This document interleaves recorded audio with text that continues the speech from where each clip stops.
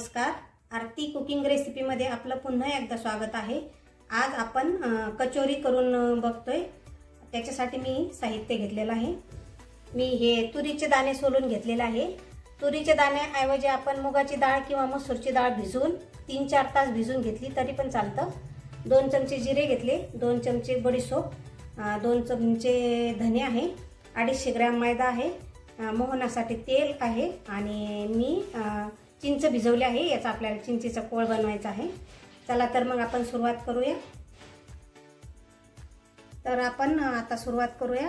मी सर्वप्रथम मैदा चाळून घेतलेला आहे, 200 ग्रॅम मैदा। आपण याचं बॅटर बनवून ठेवूया। थोडासा ओवा घेते मी, त्याला असं थोडासा चोळून मी याच्यात टाकते, म्हणजे छान वास येतो।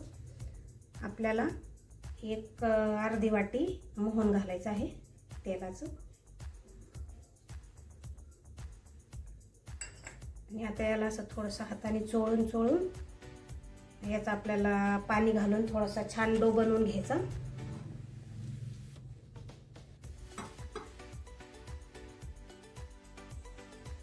आता याच्यात आपण थोडं चवीपुरतं मीठ घालूया। मी याच्यात मीठ टाकलंय आणि आता आपण थोडं पाणी टाकून याचा छान मऊसर असा डो बनवून घेऊया।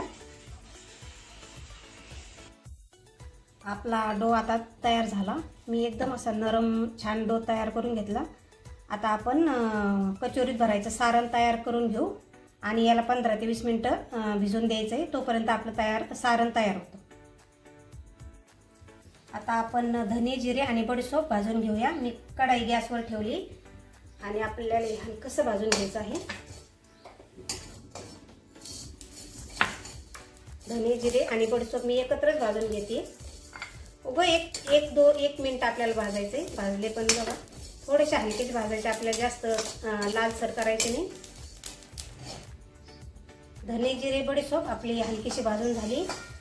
आता आपण याला प्लेटीत काढून घेऊ आणि थोडेसे थंडे झाले की आपण याला थोडंसं जाडसर मिक्सरमधून काढून घ्यायचं। आणि हे तुरीचे जे दाणे याला पण आपल्याला थोडंसं जाडसर मिक्सरमधून बारीक करून घ्यायचं। जास्त जाडसर ठेवायचे, आपल्याला जास्त बारीक करायचं नाही।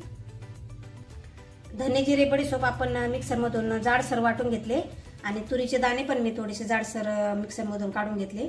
आता गॅसवर कढई ठेवली, मी तेल तापायला पण ठेवले। तेल आपलं तापलेलं आहे। आता आपण याच्यात तिखट, मीठ आणि गरम मसाला टाकूया। 1 चमचा मी तिखट टाकलं, 1 चमचा गरम मसाला आणि अर्धा चमचा मी हळद टाकली। आता आपण याला थोडंसं परतून घेऊन त्याच्यात आपली जी धने जिरेची आपण पावडर करून ठेवली ती पण आपण याच्यात तळून घेऊया। आता आपण याच्यात चवीपुरतं मीठ घालूया आणि मी थोडासा मॅगी मसाला टाकते। तुम्हाला आवडत असेल तर मॅगी मसाला टाकू शकता आपण, किंवा पास्ता मसाला पण टाकू शकता। याच्यामुळे टेस्ट छान येते आणि मुलांना पण आवडतं। आता मी हे बॅटर टाकून घेते याच्यात, जे आपण तुरीचे दाणे मिक्सरमधून काढले होते ते आता मी याच्यात टाकून घेते आणि याला आता आपल्याला 5 मिनिटं परतून घ्यायचं आहे बारीक गॅसवर। आता आपलं हे सारण पूर्णपणे तयार झालेलं आहे। मी याला 5 मिनिटं परतून घेतलं आणि कोरडं पण झालंय, बघू शकता।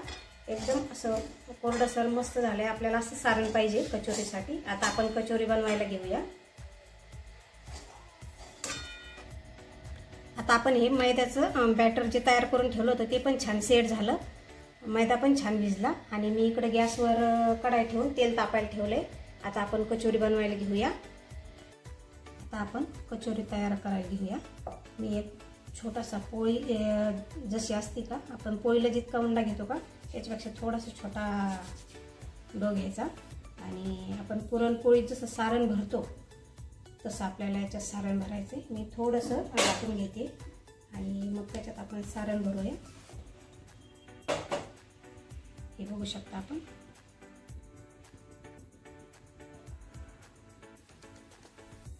असं सारण भरायचं याला छान आणि याचं असं तोंड पॅक बंद करायचं। आता आपण याला असं हलक्या हाताने थोडंसं दाब देऊन याला थोडं हलक्या हाताने लाटून घेऊया।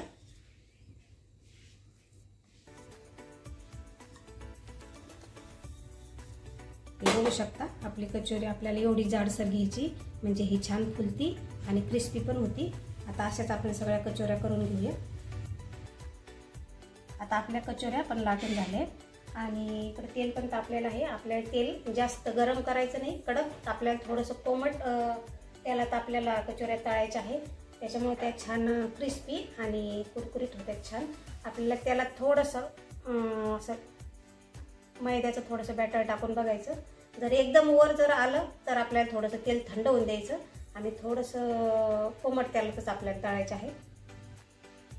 आता मी थोडंसं कोमट तेलात कचोरी तळायला घेते। आपल्याला जास्त कडक तेल करायचं नाही, थोडंसं कोमट तेलात बारीक गॅसवर आपल्याला अगोदर 5 मिनिटं तळून घ्यायच्या आणि नंतर थोडंसं तळत आलं की त्याला नंतर गॅस वाढवायचा। हे बघू शकता आपण कोमट तेलात टाकल्यामुळं कचोरी थोडीशी फुलती आहे आणि आपण याला आता थोडेसे उलट करून घेऊ आणि त्या बाजूने थोडंसं तळून घेऊ।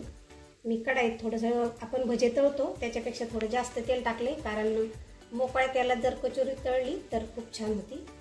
आणि आपल्याला 5-6 मिनिटं अगोदर कचोरी कोमट तेलात तळायची आणि त्याच्यानंतर आपल्याला गॅस फुल करून मग एकदम लालसर आणि क्रिस्पी करून घ्यायची।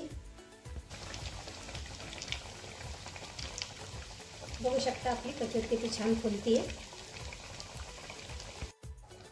बघू शकता आपली किती छान कचोरी लालसर आणि फुगली बघा, एकदम मस्त क्रिस्पी अशी कचोरी आपली तयार झाली।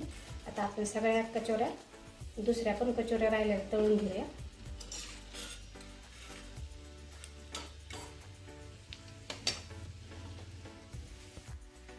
बघू शकता आपली कचोरी किती छान फुगली।